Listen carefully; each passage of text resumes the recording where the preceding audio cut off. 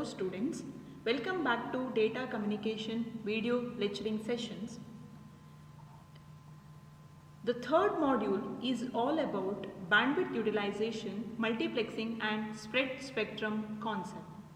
So in the present video session, I'll explain basic categories of multiplexing concept. We'll consider the definition of multiplexing. For example, if you are having two devices like device A and device B. So there is a link between device A and device B in order to communicate each other. Suppose the bandwidth of this link, bandwidth of this particular link is greater than the actual required bandwidth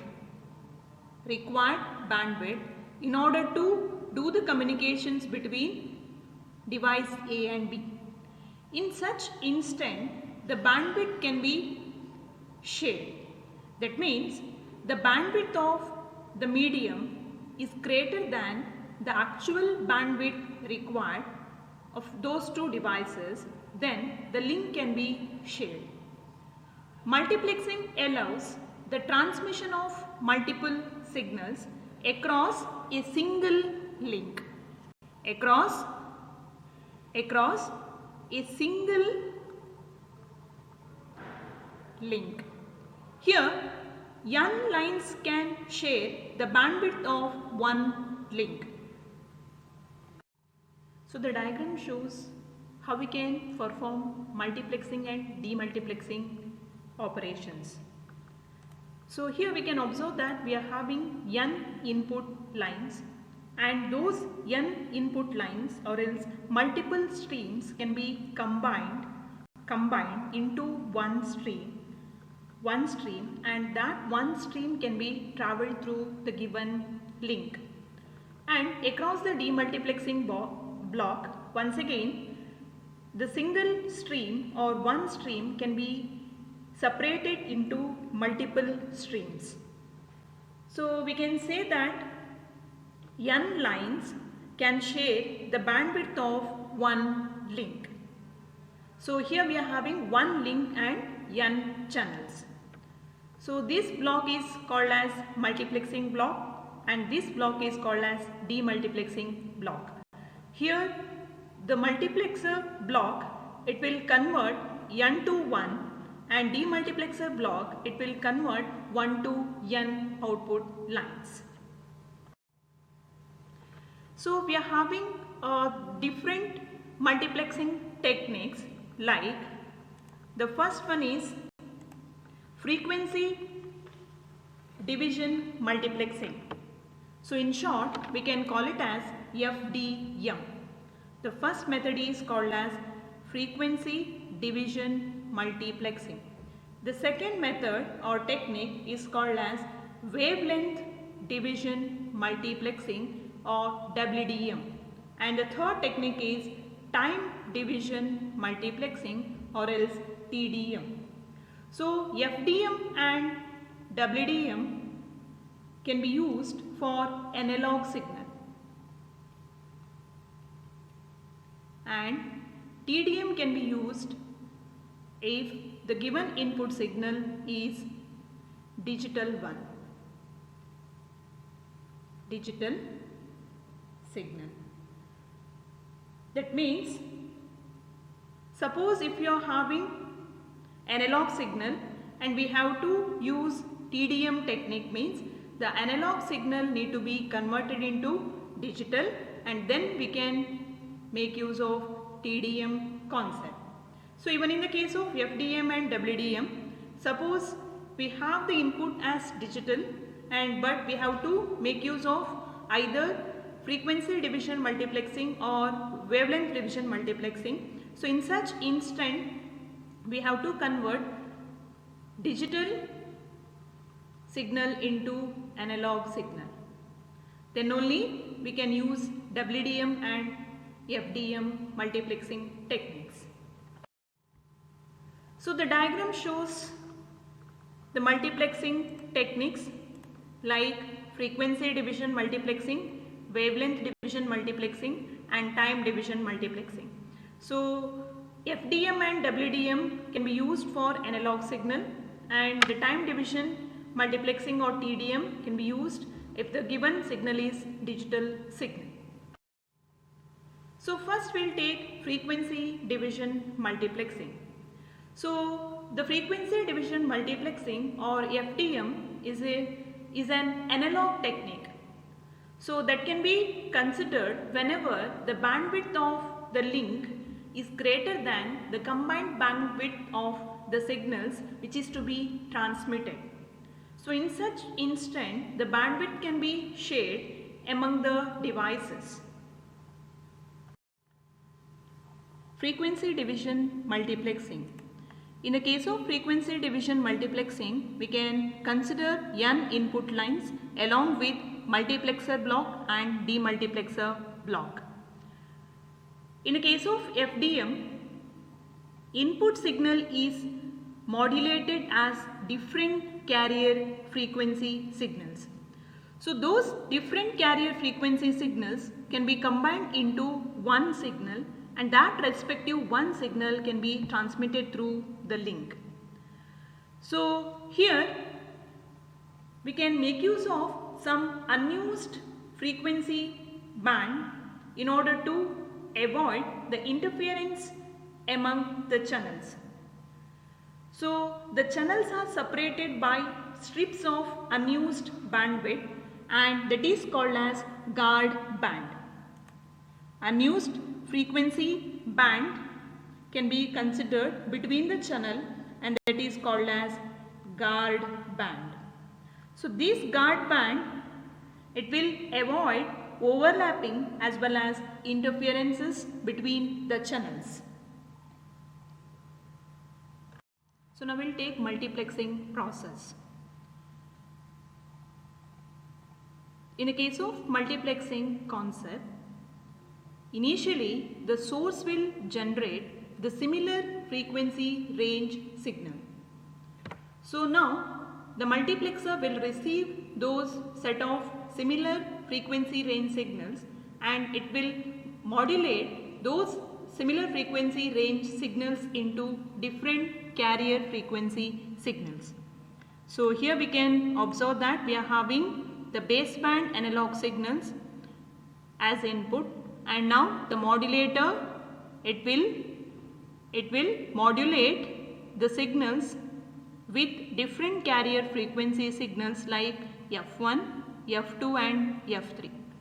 So those signals can be combined here in order to generate a single composite signal.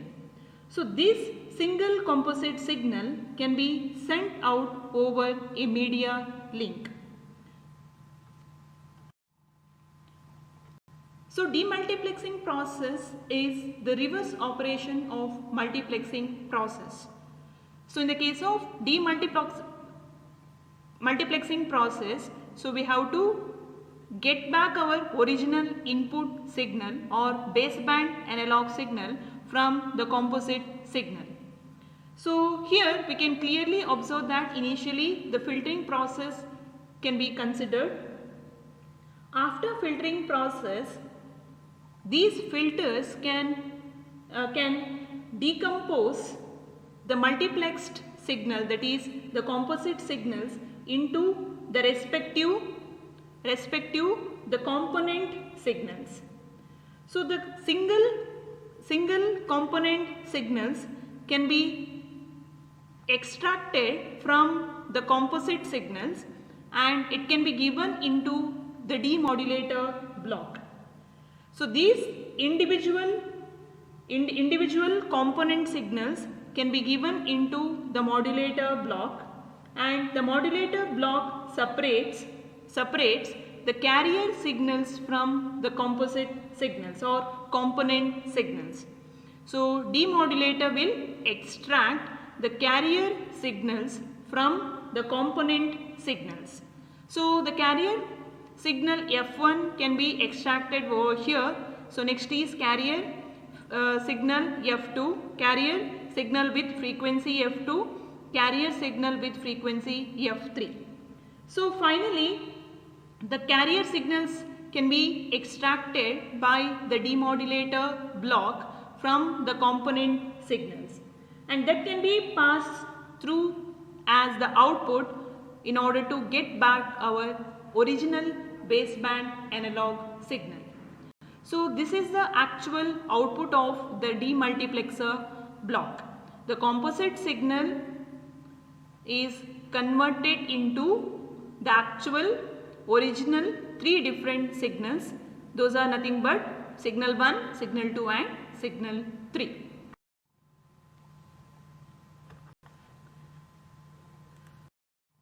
Five channels, each with 100 kilohertz bandwidth, are to be multiplexed together. What is the minimum bandwidth of the link if there is a need for a guard band of 10 kilohertz between the channel to prevent interference? So first we need to compute the total bandwidth by considering the guard band of around 10 kilohertz. So bandwidth of the link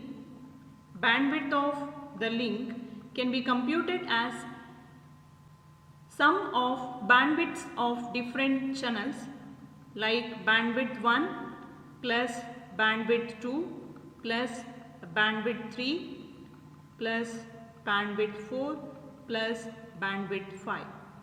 So we are having the value as 100K plus 100K plus each is of 100 kilohertz. So we will get the bandwidth without considering the guard band as 500 kilohertz. So now on consideration of a guard band, and the guard band frequency is given it as 10 kilohertz between the channel. So this is first channel, second, third, fourth and fifth channel. So the guard band between first two channel is 10, this one, once again 10, 10 and the last between fourth and fifth channel is also 10. So 10 into 4, that is equal to 40 kilohertz. So therefore the total bandwidth is equal to 540 kilohertz. 4 data channels, each transmitting at 1 megabits per second, use a satellite channel of 1 megahertz. Design an appropriate configuration using FDM. So we know that the satellite channel will be always analog 1. So here we have to divide the satellite channel into 4 different channels. Each channel will be having the frequency around 250 kilohertz. So here each input signal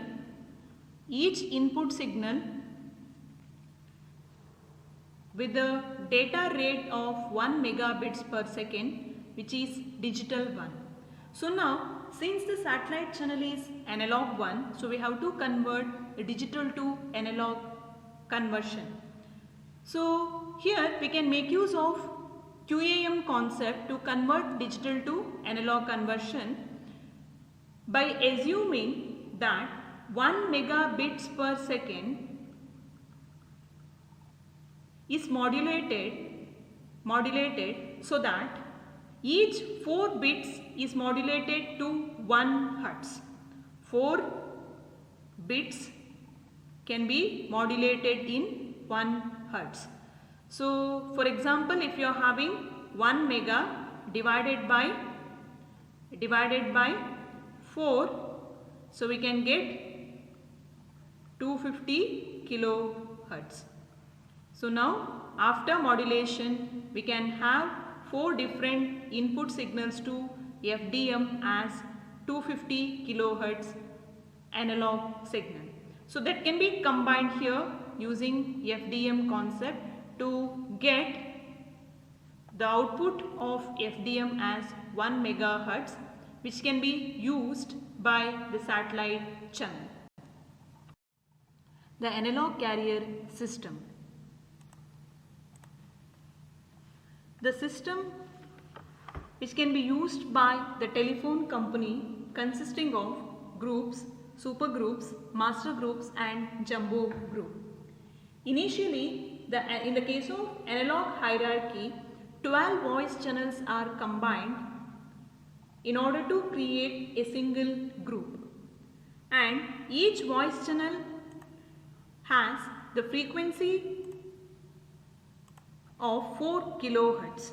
So for example, each group consisting of 12 voice channels, group consisting of 12 voice channels. Individual voice channel has the frequency is around 4 kilohertz. So therefore, the group frequency is 12 into 4, 48 kilohertz. And in order to construct supergroup, we will be having around 60 voice channels. 60 voice channels means the frequency is equal to 60 into 4 kilohertz. So we will get the value 240 kilohertz. So similarly, the master group consisting of 600 voice channels, but here we considered the guard band also. So usually while on calculation you will get 600 into 4K, you will get 2.4 megahertz, but on consideration of guard band we can consider the frequency in the case of master group will be equal to 2.52 megahertz. So similarly, we can have under jumbo group, we can have around 3600 voice channels and with the frequency of 16.984 megahertz. A very common application of FDM is AM and FM radio broadcasting, where radio uses air as transmission medium and a special band from 530 to 1700, 530 to 1700 Hertz is assigned to AM radio. All radio stations need to share this range of frequency. The advanced mobile phone system uses two bands. The first band of 824 to 849 megahertz is used for sending, and 869 to 894 megahertz is used for receiving. Each user has a bandwidth of 30 kilohertz in each direction, that is sending and receiving. The 3 kilohertz voice channel is modulated using FM, creating 30 kilohertz of modulated signal. How many people can use their cellular phone simultaneously? So now, first we need to compute each band is of how many megahertz, sending and receiving band frequency range. So each band